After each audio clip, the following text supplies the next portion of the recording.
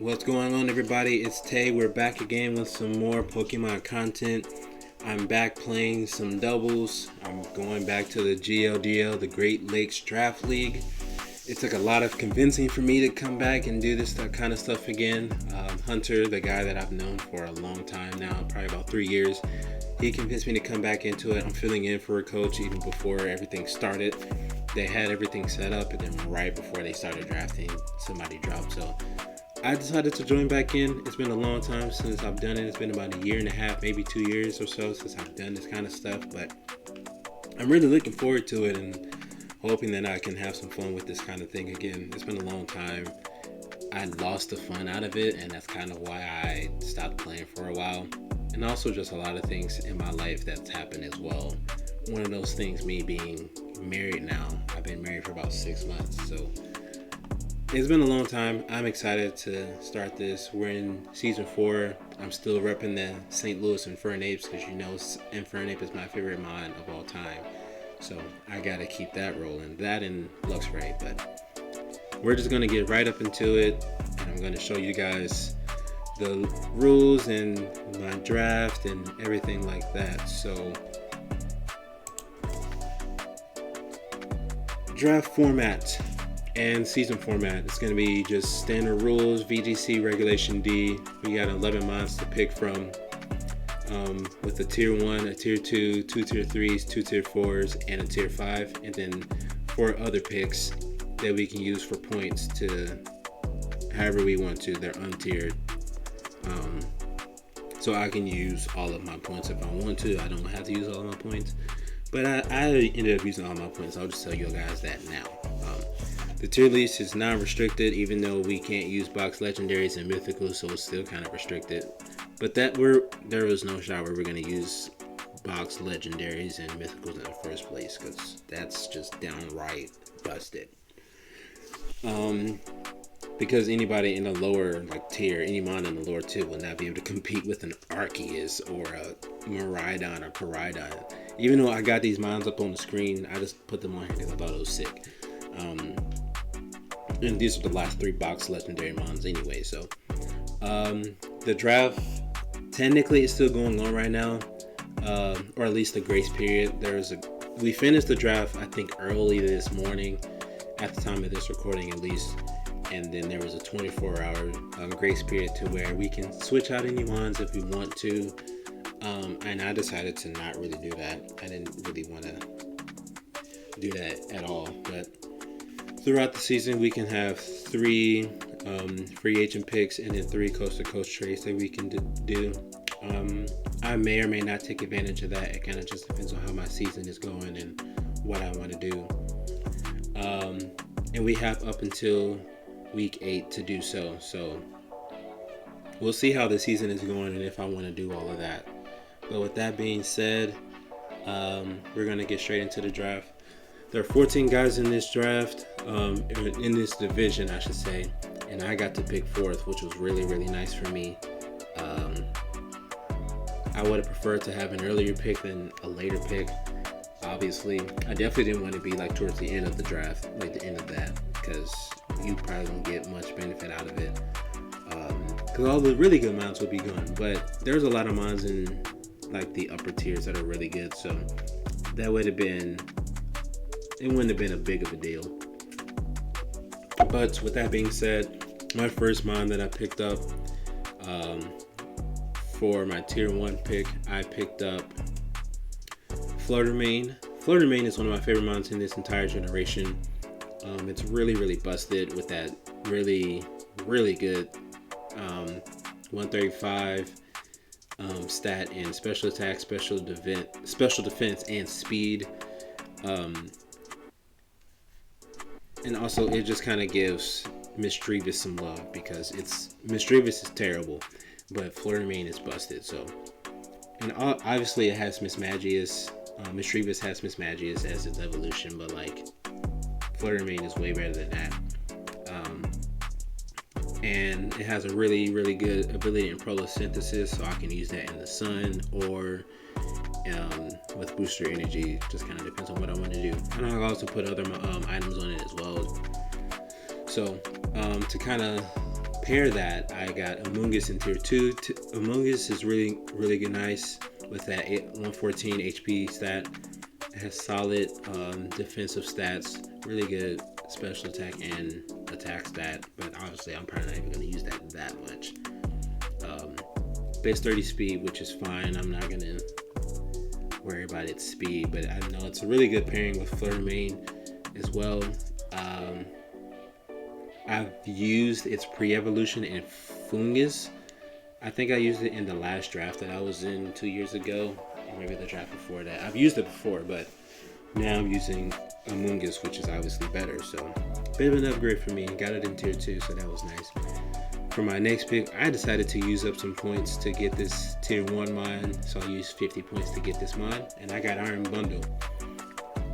I originally wasn't going to get Iron Bundle.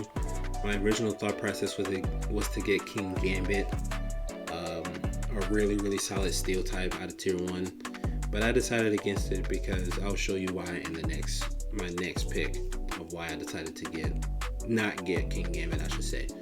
But Iron Bundle is really cool with that 136 speed, so it's faster than Flutter main naturally. And then it also has a really good special attack stat and a defense stat that's really nice as well. And I think this mine is going to be a really key factor in how I play and how I team build and stuff like that. So with my fourth pick, I decided to go with Bisharp instead, and I got this out of tier 3.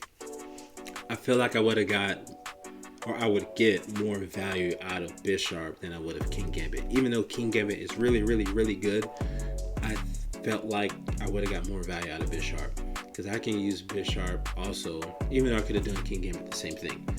I can use Bisharp as defensively and offensively as well because that's a really nice attack stat in 125, which I think is cool. Bisharp was one of my favorite mons in Gen 5 when it came out in black and white, so I had to pick it up. I don't think I've ever used it in a competitive sense before, so I'm really excited to use it. And I just remembered that one of the abilities that it has that I kind of forgot about that I can use this for. So that's going to be nice as well. With my fifth pick, I got this mon out of tier 3 as well. I picked up Fletchender. Fletchender is a really nice mon that I have in out of Gen 6 with Talonflame. I love Talonflame. I love that entire evolutionary line. I've used it in my playthroughs before in most of the games that it's in. It has Gale Wings, which can give you priority to all your flying type moves when you're at full HP, but obviously after that you kind of lose that priority. So at least on turn 1, whenever I have this out, I can do some stuff with it to help set up other things that I want to do. With my next pick, I picked up Riolu. Riolu gets Prankster, so that's going to be really nice. It did lose some really key moves like coaching, which that's okay. It is what it is, but I know that Riolu can still do some really nice things with its move pool that it has, even though it's changed a little bit. Continuing on with my drive, with my 7th pick, I picked up Espeon. Espeon is just, first of all, a really good psychic type, and it's also one of my favorite evolutions as well. That's kind of an unpopular opinion for most people. I've heard, at least from what I've heard, but I like Espeon. Has a really good speed stat in 110, special attack 130, special defense 95, which is all solid to me. And I just realized that I have a lot of special attackers on this team. But later on in my draft, it kind of gets a little bit better than that. But I love Espeon. I decided to use it to kind of combat my fighting type weakness. Because, I mean, I have 2 mons that are weak to fighting, but it is what it is. With my next pick, I spent some more points, 50 points to be exact, to pick up another tier 1 mon. I don't know how this mon fell to me this low at number 8, but it is what it is. Obviously, there are a lot of mons that you can pick from in tier 1, but I would have thought that with Great Tux being one of the best mons in this generation in general, that it would have got picked up earlier. and it didn't, so I picked it up instead. I originally wasn't even going to pick Great Tusk. I was going to pick up a solid dragon type in tier 1, but I decided against it. And I think I'm fine with that. Like, it's not that big of a deal for me to have a solid dragon type, even though it would be beneficial. And maybe I can probably do some moving around with stuff in mines to pick up something better. But I was totally okay with picking up Great Tusk instead out of tier 1. Great Tusk is my second favorite mine, probably. At least out of the Paradox Pokemon, it's my second favorite out of this generation. Great Flutter Mane being first, but it also gets Protosynthesis. Iron Bundle gets Quark Drive, but I think this mine's going to be really, really nice for me whenever I'm able to put it to use.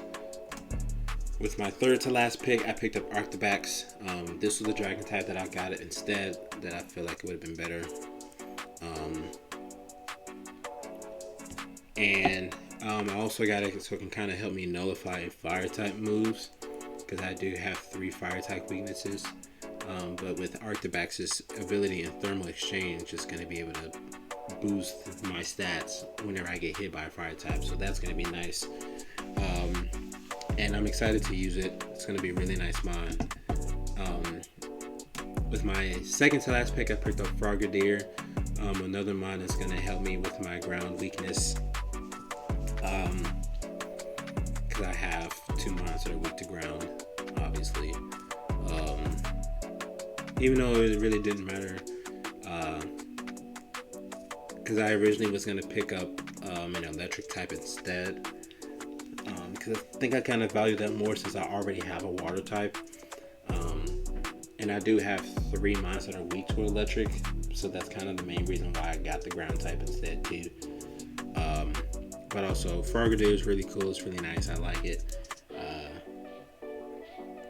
And I think it's going to be really fun to use this season. And it also gets some decent move pool that I can use to my advantage. A nice speed stat at 97. Solid special attack stat at 83. I think it's going to be able to do some solid stuff. It can outspeed a lot of stuff if it's EV'd the right way. And then with my last pick, I picked up Gothita. With his Shadow Tag ability, I can be able to do some other things. I probably even shouldn't have said that, but these coaches are smart enough that they'll know. I didn't even originally understand like the things that Gothita can do when I first picked it up, but then I had a coach in my division tell me about it right after I picked it up. So now that I know about it, I'm going to be able to use it a lot and abuse it as well. I think it's going to be really solid for me and my team. But that's the team rundown, and I really do like this team. I've had a lot of coaches tell me that they really like my team as well. So it's just a matter of if I can take this team up to the top. First of all, make the playoffs, and then go even further and maybe even win the whole thing. The league is probably around 8 to 10 weeks, and it's supposed to start this upcoming Monday on the 26th. So we got a little bit of a while until we get into some matches and gameplay and stuff. But once we get to that point, you guys will best believe that I'll be uploading that kind of stuff, hopefully. And hopefully it'll work out to where I can do that. And just let me know what you guys think of the team. Let me know if you think there are some other things that I can do, maybe some monitors that I can switch out, or just other techs that I can use with this team specifically. I can't wait to get started. It's going to be a lot of fun this season. So with that being said, I'll see you guys for week 1 starting next week. We'll be seeing y'all.